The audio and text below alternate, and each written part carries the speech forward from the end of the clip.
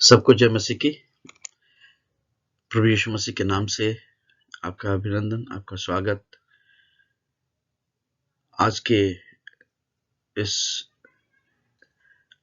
विशेष शिक्षा में आपका अभिनंदन है।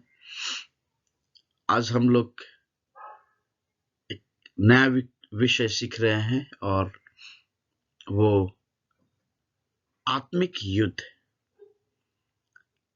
Spiritual warfare. आत्मिक युद्ध को आत्मिक मल्ल युद्ध भी कहा जाता है। आत्मिक युद्ध के विषय में जब हम बात करते हैं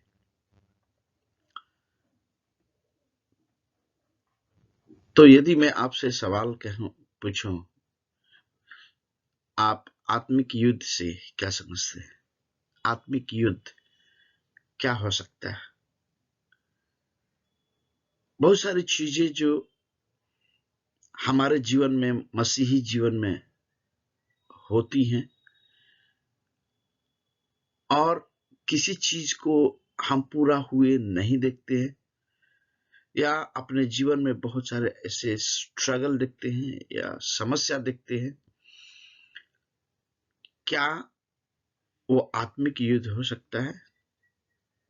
हाँ, बेशक हो सकता है, क्योंकि आत्मिक युद्ध कई बार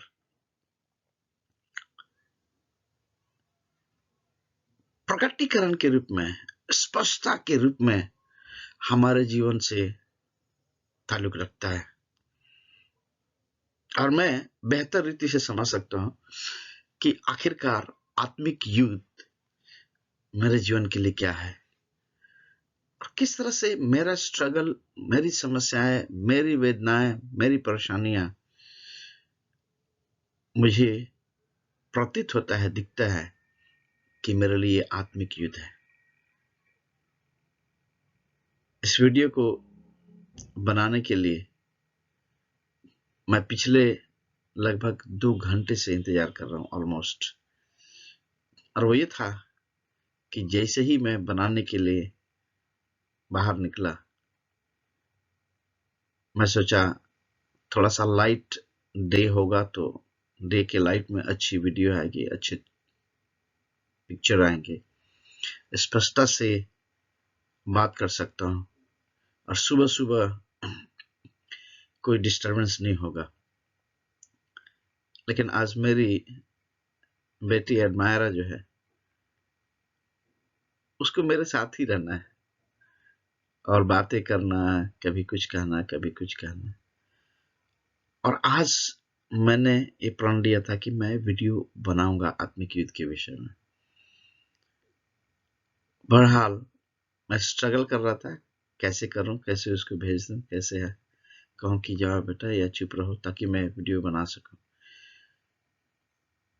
लेकिन फिर बाद में बहुत सारे डिस्टरबेंस, गिलहरी पहली बार चिल्लाने लगी यहाँ आकर के हमारे छत पे, और उसकी आवाज इतनी तीखी होती है कि बाकी कुछ सुनाई नहीं देगा आपको। मतलब उसकी तीखी आवाज जो है आपको अपने तरफ आकर्षित करेंगे और आप कुछ सुन नहीं पाएंगे।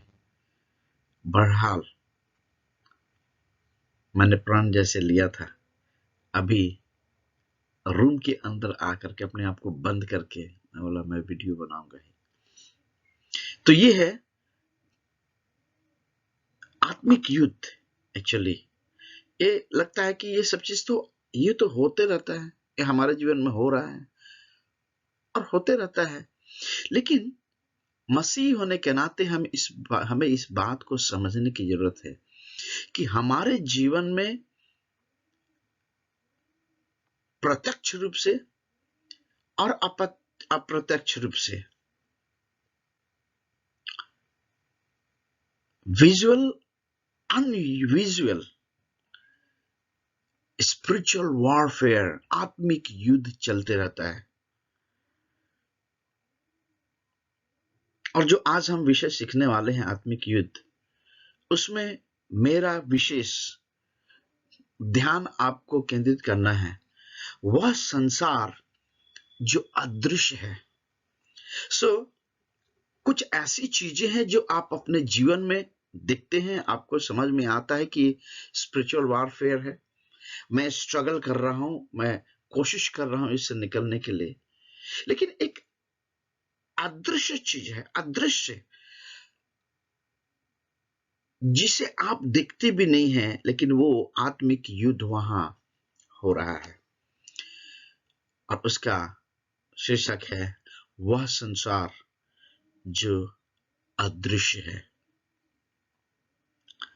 वह संसार जो अदृश्य है।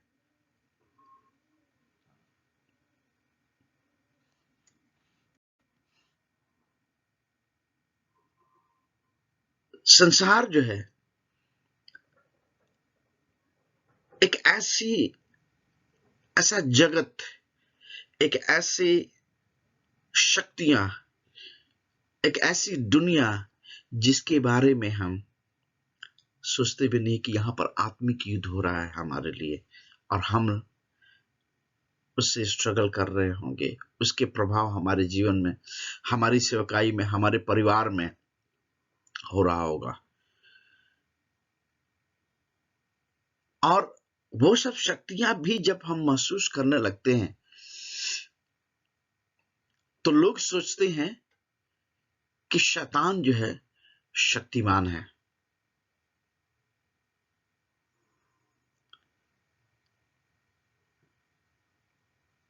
शैतान जो है बेशक जबरदस्त काम करता है, बेशक बहुत ही शक्ति के साथ, प्रभाव के साथ काम करता है,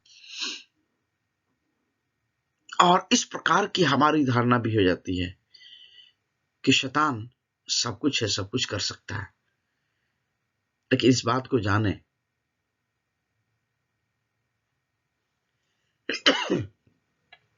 कि बाइबल में लिखा है यीशु मसीह ने क्रूस पर उसका तमाशा बना दिया। इसका मतलब शैतान बेशक युद्ध लड़ता है, बेशक हमारे विरुद्ध होता है। ऐसी शक्तियां शैतान की जो हमारे ऊपर हावी होना चाहती हैं, हमें परेशान करना चाहती हैं, हमें तबाह करना चाहती हैं। लेकिन सर्वशक्तिमान तो हमारा परमेश्वर है, हमारा यीशु है। और इस प्रकार से लोग भयभीत होकर के सोचते हैं कि शैतान शक्तिमान है, लेकिन शैतान जो है रेडियो की बिजली की तरह अदृश्य भी है। इस बात को भी जाने कि शैतान को हम देख नहीं सकते हैं। बेशक वो शक्तिशाली है, शक्ति है उसके अंदर, लेकिन यह भी है कि उसको हम देख नहीं सकते। कई बार आपने इविल प्रोसेस व्यक्ति को देखा होगा जिसके तहत शैतान बोलता है, बात करता है, या व्यक्ति को तंग करता है। लेकिन बिजली के समान अदृश्य है वो चीजें जो अदृश्य हैं, और वहां स्पिरिचुअल वॉरफेयर हो रहा है। इस बात को हमें जानने की जरूरत है, और इसके बारे में सोचे कि मैं कैसे इस अनदेखे संसार को प्रभावित कर रहा हूं। जो संसार हमारे पास है, जो आसमान जो हमारे पास इर्द गिर्द है, हम किस प्रकार से इससे प्रभावित कर रहे हैं, मैं कैसे प्रभावित कर रहा हूं। दूसरा चीज ये भी हमें सोचना है कि यह अनदेखा संसार जो है, अनदेखा संसार, अनदेखी चीज जो है इस पृथ्वी पर, इस दुनिया में, आकाश में, वो हमें कैसे प्रभावित कर रहा है, कैसे प्रभावित कर रहा है। उदाहरण के लिए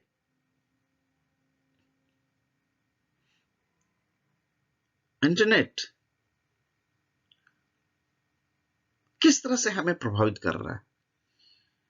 इंटरनेट के द्वारा हम बहुत सारी चीजों का प्रभाव डाल सकते हैं, लेकिन इंटरनेट के द्वारा हमारे ऊपर भी प्रभाव आ सकता है। नकारात्मक, सकारात्मक, और हमारी भागीदारी भी उसी तरह से हो जाएगी। सो इसी तरह से बहुत सारी ऐसी बिहेवियर्स हैं, बहुत सारे ऐसे चीजें हैं जो हमारे लिए युद्ध के समान है। करूं ना करूं, देखूं ना देखूं, सोचूं ना सोचूं, बहुत सारे ऐसे अनदेखे चीजें हैं इस संसार में जो हमारे ऊपर प्रभाव डालना चाहते हैं, प्रभाव डाल रहे हैं, और हम कैसे उसके ऊपर प्रभाव डाल सकते हैं, ये हमारा युद्ध है। सो अनदेखा संसार क्या हो सकता है, और भी थोड़ा सा विस्तार के रूप में, स्वर्गदूत। स्वर्गदूत जो है, स्वर्ग में रहने वाले दूत जो हैं, वे सारे संसार में कार्य कर रहे हैं। जितने भी स्वर्गदूत है वो संसार में कार्य कर रहे हैं। बेशक स्वर्गदूत लोग के बारे में जैसे लिखा है यशायाह नबी की पुस्तक में कि वो दो पंख से अपने मुंह को ढांपे हुए, दो पंख से अपने पैरों को ढांपे हुए, और दो पंख से उड़ते हुए वे परमेश्वर की हमद होसन्ना करते हैं। होसन्ना, होसन्ना, सेनाओं के परमेश्वर की होसन्ना करते हैं। लेकिन ये भी हमें याद करने की जरूरत है, या हमें जानने की जरूरत है कि वे सारे संसार में भी कार्य कर रहे हैं। परमेश्वर ने दूतों को ठहराया है ताकि जब हम युद्ध करते हैं, जब आत्मिक युद्ध करते हैं, स्वर्गदूत लोग हमारे साथ खड़े होकर के, स्वर्गदूत लोग हमारे साथ होते हैं। और भजन संहिता 34 उसका 7 कहता है कि स्वर्गदूत हमारे चारों ओर है। भजन संहिता 34 उसका 7वीं आयत इस प्रकार से लिखा है, इस तरह से यहां कहता है, यहोवा के डरवैयों के चारों ओर उसका दूत छावनी किए हुए उनको बचाता है। आमीन। सो यहोवा या परमेश्वर के दूत, स्वर्गदूत क्या करते हैं? परमेश्वर के जो भय खाने वाले, परमेश्वर के ऊपर भरोसा रखने वाले, परमेश्वर के ऊपर विश्वास करने वाले लोगों के चारों ओर क्या करते हैं? सुरक्षा घेरा बना करके रखते हैं। सो बेशक हमारे लिए एक आत्मिक युद्ध है, लेकिन एक ढाल की तरह स्वर्गदूत लोग हमारे इर्द गिर्द होते हैं। हमें इस बात को जानने की जरूरत है। लेकिन क्या आपने स्वर्गदूत देखा है? आपके इर्द गिर्द आप देखते हैं, स्वर्गदूत देखते हैं? अभी मैं इस पूरे रूम में अकेले हूं, मैं इधर उधर देखता हूं, मुझे लाइट के सिवा और कुछ नहीं दिखाई देता है। जो सामान पड़े हैं उसके सिवा और कुछ दिखाई नहीं देता है। हवा को मैं देख नहीं सकता, लेकिन वैसे ही स्वर्गदूत भी हमारे इर्द गिर्द हैं, मेरे इर्द गिर्द हैं, मैं देख नहीं सकता, लेकिन वो हैं। और यही जो है अदृश्य संसार है, अदृश्य चीजें हैं जो हमारे और आपके लिए उपस्थित है। सो जब हम आत्मिक युद्ध में होते हैं, हम आत्मिक मल्लयुद्ध अपने जीवन का करते हैं, व्यक्तिगत रीति से, सेवकाई के रूप में, मिनिस्ट्री के रूप में, एज ए लीडर के रूप में, अगुवे के रूप में, स्वर्गदूत हमारे चारों ओर होते हैं। और इब्रानियों की पत्री को जब हम पढ़ते हैं, सो इब्रानियों उसके पहले अध्याय और उसके 14वें आयत में इस प्रकार से लिखा है, क्या वे सब सेवा टहल करने वाली आत्माएं नहीं, जो उद्धार पाने वालों के लिए सेवा करने को भेजी जाती हैं? सो परमेश्वर अपने स्वर्गदूतों को, जो उद्धार पाए हुए हैं, जो प्रभु यीशु मसीह के चेले यीशु मसीह को अपना उद्धारकर्ता ग्रहण किया है, उनकी सेवा करने के लिए भेजे गए हैं। एक्चुअली सेवा शब्द जो है ये बहुत ही हम्बल शब्द है। और सेवा किस तरह से की जाती है आप और हम जानते हैं। अपने अतिथियों का सत्कार भारतीय शब्दों में इस प्रकार से कहता है, अतिथि देवो भव। मतलब जैसे परमेश्वर की सेवा की जाती है, जैसे ईश्वर की सेवा की जाती है उनके भाषा में, वैसे ही अतिथि की सेवा करो। इसका मतलब परमेश्वर हमारी सेवा करने के लिए ऐसे स्वर्गदूतों को भेजता है, वे वैसे ही वफादार, वैसे ही सेवा करते हैं जैसे वो परमेश्वर के सन्मुख में परमेश्वर की सेवा करते हैं। क्योंकि ये परमेश्वर की आज्ञा है उनके लिए कि वो जितने उद्धार पाए हुए हैं उनकी सेवा करें। इसका मतलब ये नहीं है कि वो आकर हमारी आराधना करते हैं, वो परमेश्वर की आराधना करते हैं, हम दोषिताइस परमेश्वर की करते हैं। लेकिन जब सेवा की हम बात करते हैं तो वो हमारे लिए सब कुछ करना चाहते हैं, क्योंकि परमेश्वर उन्हें आज्ञा देता है। भजन संहिता 91, भजन संहिता 91 और उसके 11 और 12 आयत में इस प्रकार से लिखा है, क्योंकि वह अपने दूतों को तेरे निमित्त आज्ञा देगा कि जहां कहीं तू जाए वे तेरी रक्षा करें। हमारी रक्षा। कई लोग यात्रा करने से कतराते हैं, यात्रा करने से घबराते हैं,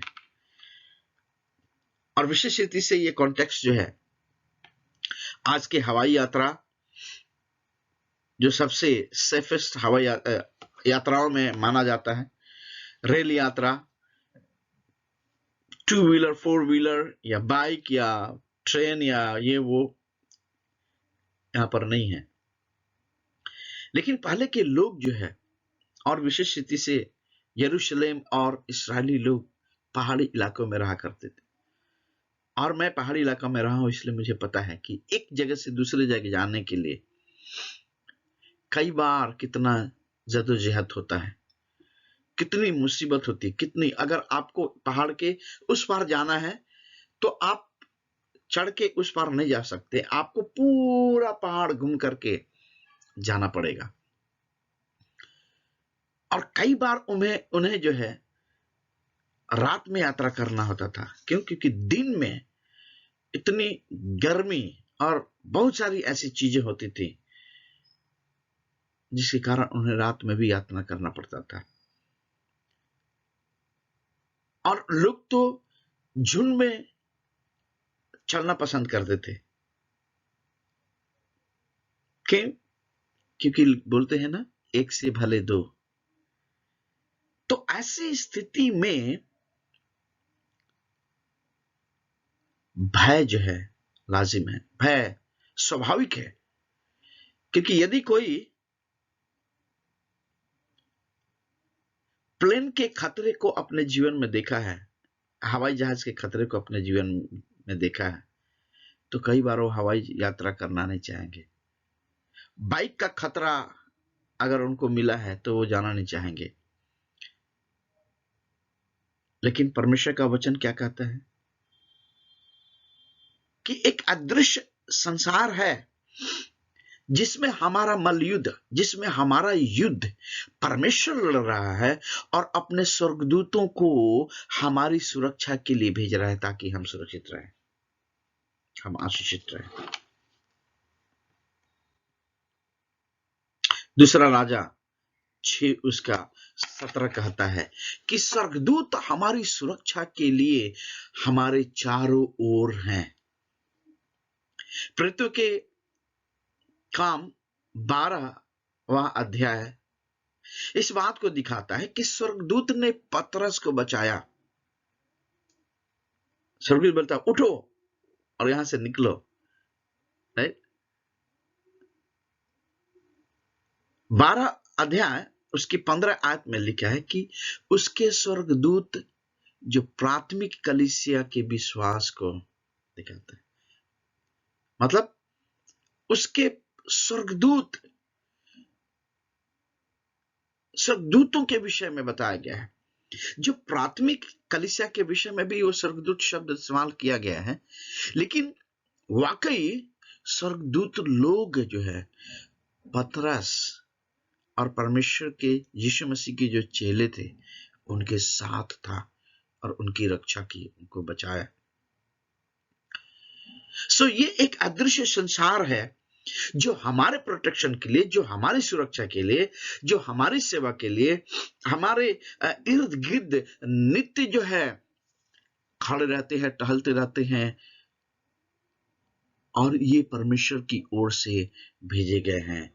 जो अदृश्य संसार है, शायद कई बार हम उसको समझते भी नहीं होंगे। एक जगह लिखा है कि तुम्हारे आगे पीछे 10,000 स्वर्गदूत लोग एकत्रित हैं। गेहजी जो है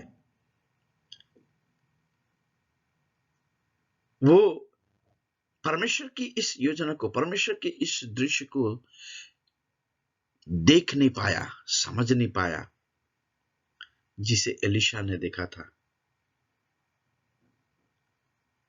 और सोचा प्रभु हम तो घिर गए हैं, स्वामी हम तो घिर गए हैं, अब हम मारे जाएंगे। क्यों? क्योंकि उनको शैतान दिखाई दे रहा था, उनको जो है सैनिक जिससे घिरे हुए थे उसे दिखाई दे रहे थे, परमेश्वर के दूत लोग दिखाई नहीं दे रहे थे। और जब परमेश्वर ने उसकी आंख को खोला, वो देख नहीं पाया कि कितने लोग, कितनी सेनाएं उसके लिए खड़ी है। तो इसका मतलब हम ऐसी अदृश्य चीजों को भी देखते हैं या पाते हैं। जो अदृश्य इस संसार में है वो है शैतान। शैतान भी एक दूत था, हम इस बात को जानते हैं,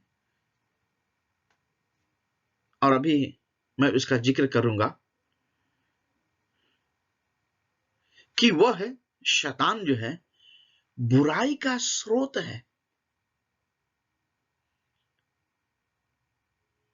उसके पास एक व्यक्तित्व है, वह सुनता है, वह बोलता है, वह सोचता है और वह योजना बनाता है। कौन? शैतान।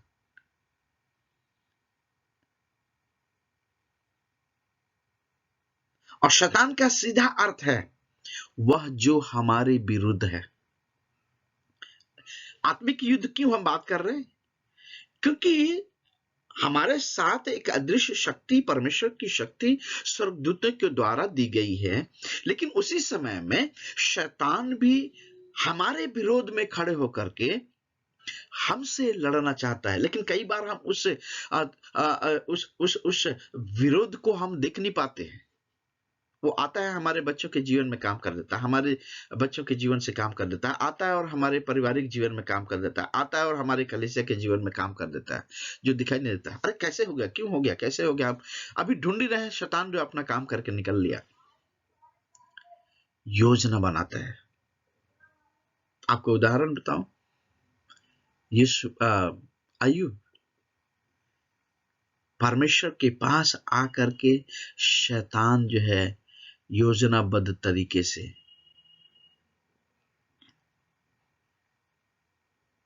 उसकी तारीफ तो करता है, लेकिन वो तारीफ इस तरह से करता है ताकि उसको मौका मिले, ताकि अय्यूब को खोखला कर दे, अय्यूब को बर्बाद कर दे। अब तक कहां था वो? अब तक लिखा है, परमेश्वर कहते हैं तू कहां से आ रहा है? बोलता है मैं ऐसे ही हिलते डुलते घूमते फिरते आ रहा हूं। लेकिन अगर ध्यान से अगर वहां पढ़ेंगे तो कहां पर घूम फिर रहा था? अय्यूब के इर्द गिर्द, उसके बच्चों के इर्द गिर्द, उसकी बेटियों के इर्द गिर्द घूम रहा था कि कैसे इन लोग परमेश्वर की आराधना करते हैं, कैसे इन लोग जीवनार करते हैं, कैसे इन लोग मिलजुल करके रहते हैं। और ये सब देख करके शैतान खुश नहीं था, और यीशु मसीह के पास आकर के उसने एक ऐसी तारीफ की जिसके द्वारा वो इस मौके का फायदा उठा सके कि परमेश्वर से अय्यूब को दूर कर सके, और वही करने की कोशिश की। ये स्वर्गदूत लोग जो हैं बुराई के जड़ हैं। यूहन्ना 8 और उसके 44 आयत में लिखा है कि शैतान जो है बुराई का जड़ है।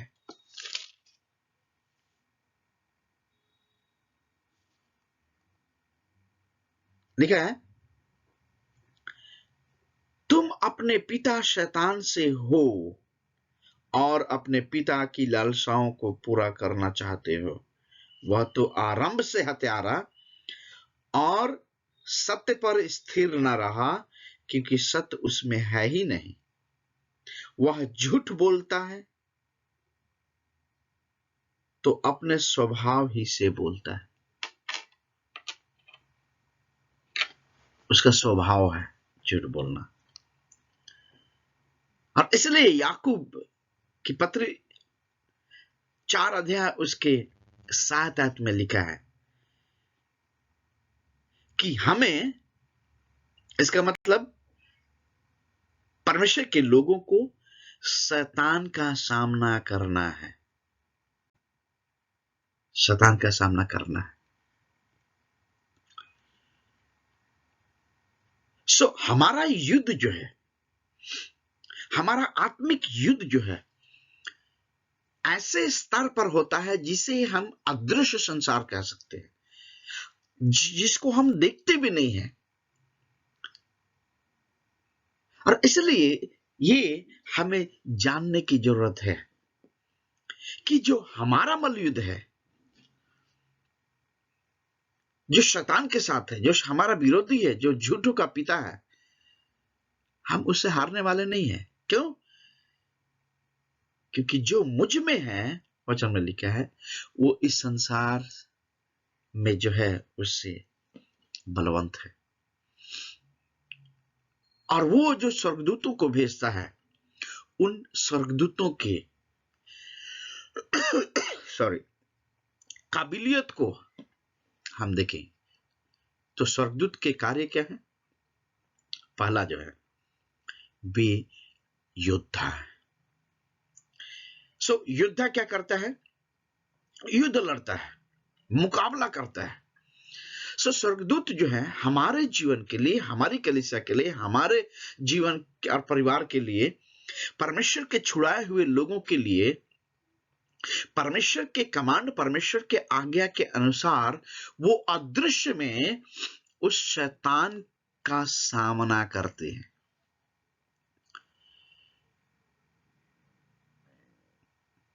धूर्त स्वर्गदूत मिकाइल जो है, सबसे इब्लिश भी जिसको कहा जाता है,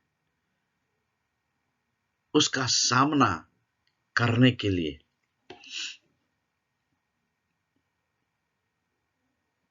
हमारे साथ मिकाइल होता है।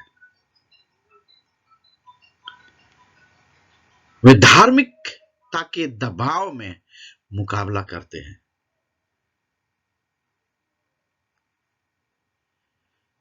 दानियल 10 अध्याय उसके 12 से 13 आयत इस प्रकार से कहता है कि स्वर्गदूत की मदद प्रार्थना से आती है।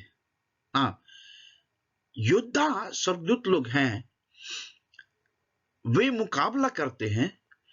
धूर्त स्वर्गदूत जो है, जिसके विरोध में वो हमारे लिए लड़ते हैं,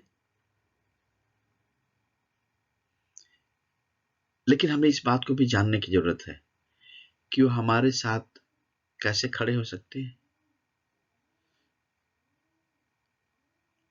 हमें पुकारने की जरूरत है, और इसलिए वो प्रार्थना के द्वारा, जब हम प्रार्थना करते हैं परमेश्वर से, परमेश्वर अपने दूतों को भेजता है, स्वर्गदूतों को भेजता है, और वो आते हैं और हमारी मदद करते हैं।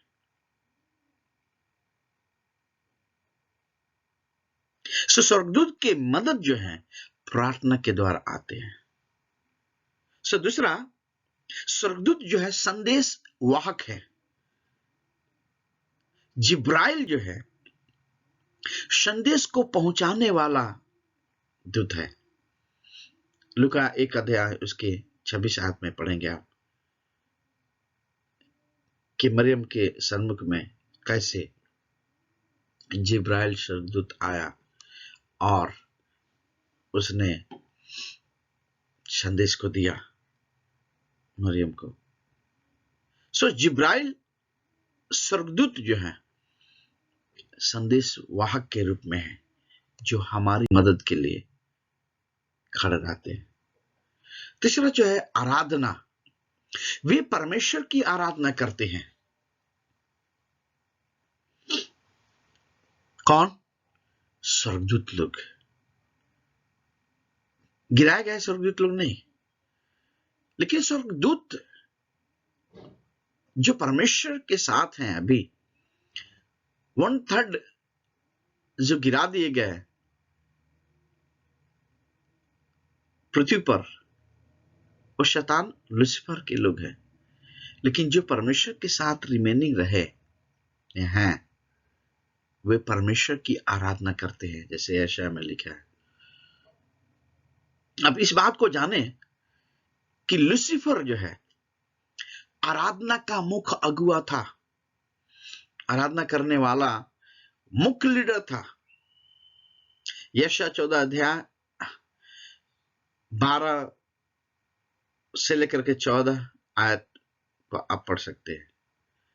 यहेजकेल 28 अध्याय उसके 12 से 17 आयत तक पढ़ सकते हैं।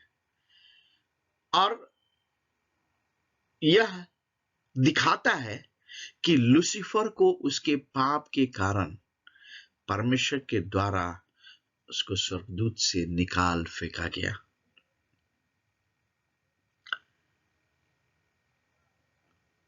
लेकिन क्या आप लूसीफर को आपके इर्द गिर्द देखते हैं?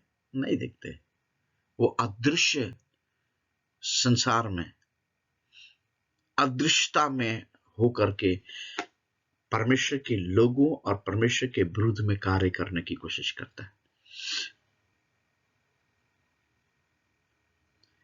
जब दूतों के विषय में बात किया जाए कि कितनी संख्या है, तो हम नहीं जानते कि कितनी जनसंख्या है स्वर्गदूतों की या दूतों की।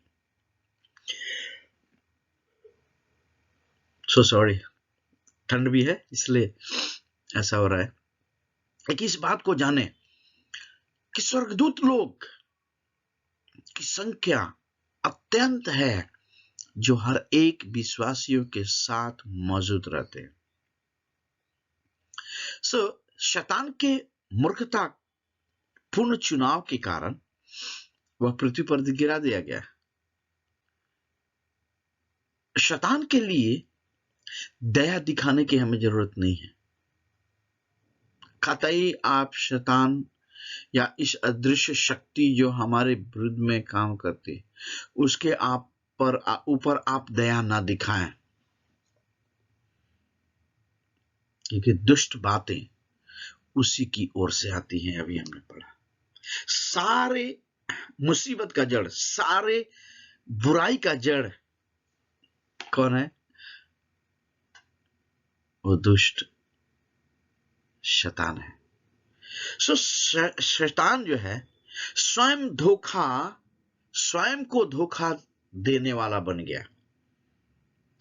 उसके अंदर घमंड, उसके अंदर प्राइड, उसके अंदर परमेश्वर से ऊपर होकर के परमेश्वर को वो ड्यू महिमा न दे करके अपने आप के लिए क्लेम करने वाला स्वर्गदूतों से वो अपने आप को धोखा दिया। और उसी तरह से संसार में भी ऐसे ही होता है कि वो शैतान धोखा देने वाला, धोखा पाने वाला व्यक्तित्व है और वो वही बनाता भी है लोगों को। वह अपने दूतों से मुकाबला करने के लिए भेजता है। परमेश्वर ऐसे शैतान की शक्तियों से, शैतान से मुकाबला करने के लिए अपने दूतों को भेजता है और शैतान भी अपने लोगों को भेजता है। सो अंधकार का राज्य, एक दूसरी अदृश्य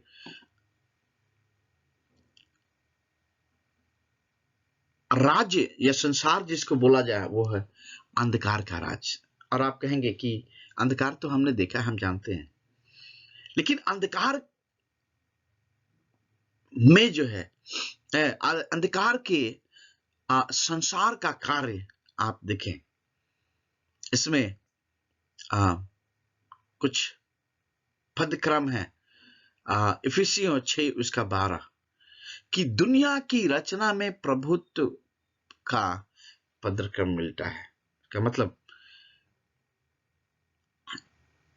किस तरह से प्रभु ने इस सारे संसार की रचना की और उसका प्रभुत्व इस संसार में पा जाता है।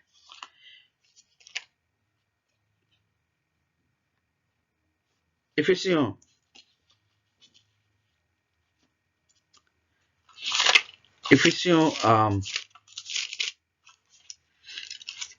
6 उसके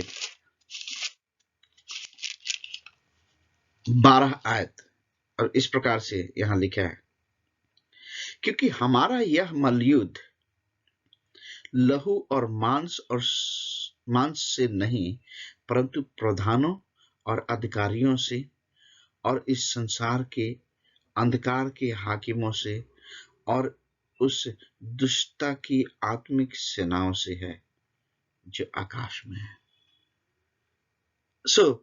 जब इस पद को देखेंगे आप, तो आप पाएंगे कि परमेश्वर जो है उस आकाश की सेनाओं से लड़ने के लिए, जो आकाश में दुष्टता है, जो अंधकार है, जो हमें दिखाई नहीं देता है, उससे लड़ने के लिए हमें मजबूत करता है, वो स्वर्गदूतों को भेजता है। परमेश्वर उस अंधकार के ऊपर अपना प्रभुत्व रखता है। लेकिन अंधकार का राज्य इस पूरे संसार में अपना अतिक्रमण या अपना प्रभुत्व जमाना चाहता है। अंधकार का राज्य एक शासक के रूप में है जो शैतान के द्वारा संचालित किया जाता है।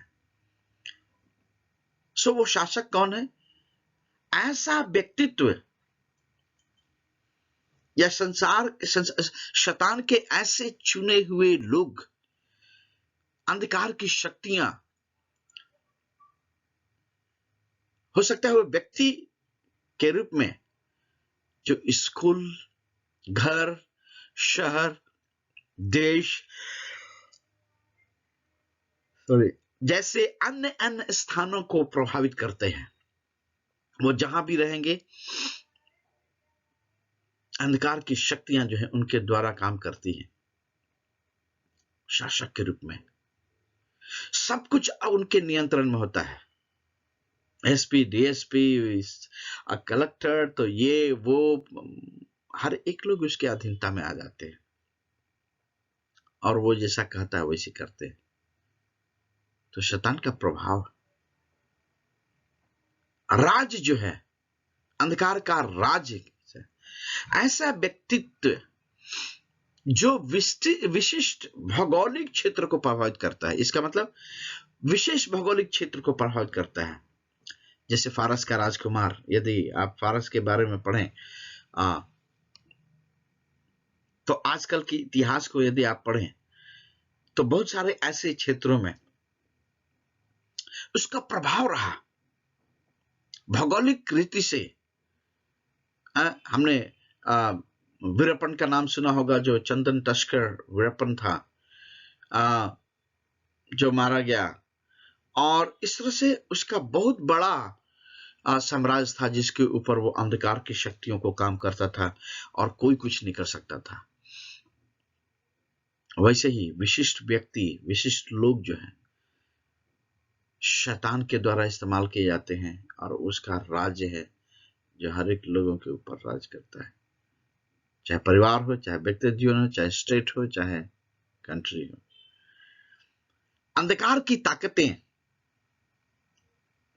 दूसरा कुरिन्थियों 4:4, 10 और 5 आयत को आप जब देखें तो धार्मिक विचारधाराएं अंधकार की ताकतें हैं जो संसार में विद्यमान है। संसार में एक बहुत बड़े फसाद को, बहुत बड़े युद्ध को, बहुत बड़े एक षड्यंत्र को लोगों के ऊपर लागू करती हैं कि इंसान इंसान नहीं रहता है, एक दूसरे से द्वेष करते हैं। जिस मनुष्य को परमेश्वर ने एक संग रहने के लिए, एक दूसरे के साथी होने के लिए बनाया, इस धार्मिक विचारधाराओं ने, जैसे हिंदू, इस्लाम, साम्यवाद और बहुत सारे ऐसे वाद हैं जिसने इस अंधकार की ताकतों का प्रभाव लेकर के मसीहियों के ऊपर, परमेश्वर के लोगों के ऊपर, इस संसार के ऊपर डालना चाहा। लेकिन कई बार ये सब ताकतें भी नजर में नहीं आती। जब सब कुछ हो चुका होता है तब पता चलता है कि 2 जाति, 2 देश, 2 राज्य, 2 लोग मर मिट गए। दुष्ट आत्माएं, दुष्ट आत्माएं वे बुरी आत्माएं हैं जो व्यक्तिगत व्यवहार को प्रभावित करती हैं, चरित्र को करती हैं। चोरी, लूटपाट, घुसखोरी, वेश्यागमन और वेश्यावृत्ति और पुरुषगामी और एक्सोगामी और बहुत सारे ऐसे चीज जो हैं वो प्रभावित करती हैं लोगों के जीवन को, लोगों के कैरेक्टर को प्रभावित करती है। आत्मिक युद्ध जो है संसार में मौजूद है, जो अदृश्य है कई बार। और इसलिए हमें इस बात को समझने की जरूरत है कि नित्य प्रतिदिन, रोज बरोज हम आत्मिक मलयुद्ध से होकर गुजरते हैं, जिसे हमें जानने की जरूरत है, जिसे हमें समझने की जरूरत है। और इस आत्मिक युद्ध में हमें हारने वाले व्यक्ति के रूप में महसूस करने की जरूरत नहीं है। क्यों? क्योंकि वचन में जैसे हमने पढ़ा कि वह अपने स्वर्गदूतों को भेजता है ताकि वो हमारी सेवा टहल करें, वो हमारी मदद करें, वो हमारी सुधि लें। परमेश्वर हम सबों को इस तरह से बलवंत बनाए कि वो योद्धा, वो सेना जो हमारे साथ है, वो दुष्ट सेनाओं से बढ़कर है, जिसे इब्लिश कहा जाता है, उससे बढ़कर है हमारे पास। वो सेना जो हमारे जीवन के, हमारे स्वभाव के ऊपर प्रभाव डालना चाहते हैं, हमारे चर्च के ऊपर प्रभाव डालना चाहते हैं, हमारे परिवार के ऊपर प्रभाव डालना चाहते हैं, हमारे समाज, हमारे देश के ऊपर प्रभाव डालना चाहते हैं, उससे कहीं बढ़कर हमारा यहोवा परमेश्वर है जो अपने दूतों को आज्ञा देता है ताकि वो हमारी अगवानी करे और हमें ढाल के समान संभाल कर रखे। परमेश्वर इस अध्ययन से हम सबों की सहायता मदद करे। प्रभु आपको आशीष दे।